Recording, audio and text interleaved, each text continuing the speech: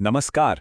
कभी ये सोचा है कि हमारे दिमाग में आने वाले आइडियाज आखिर कंप्यूटर के एक्शन में कैसे बदल जाते हैं?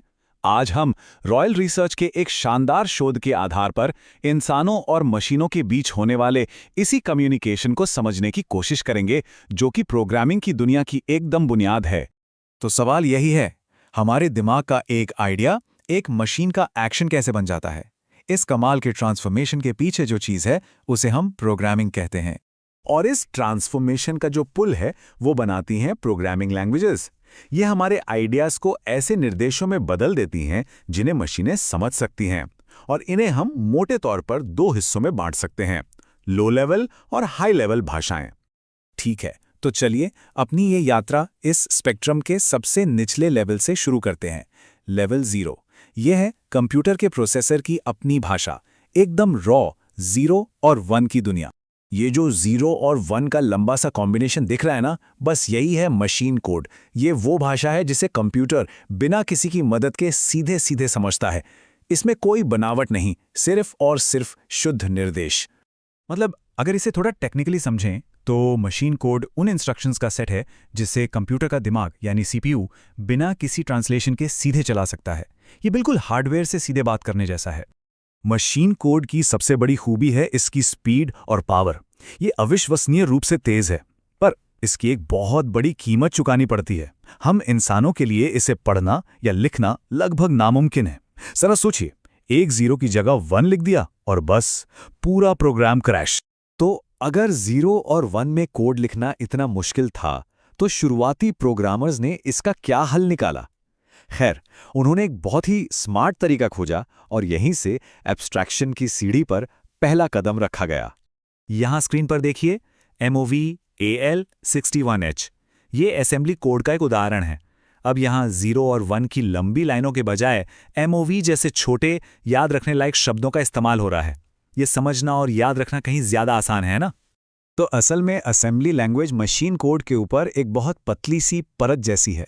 ये प्रोसेसर के हर निर्देश के साथ 1 to 1 का रिश्ता तो रखती है, लेकिन उसे इंसानों के लिए थोड़ा पढ़ने लायक बना देती है।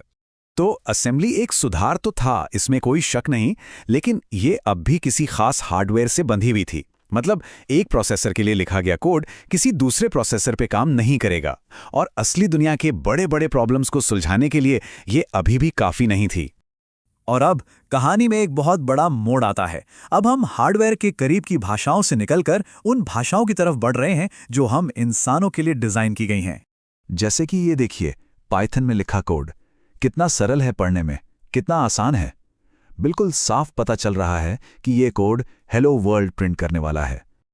और ये है जावा। लिखने का तरीका थोड़ा सा अलग है, पर यहां भी मतलब एकदम साफ है, कोई भी इसे देखकर समझ सकता है। और ये C++ का एक उदाहरण है।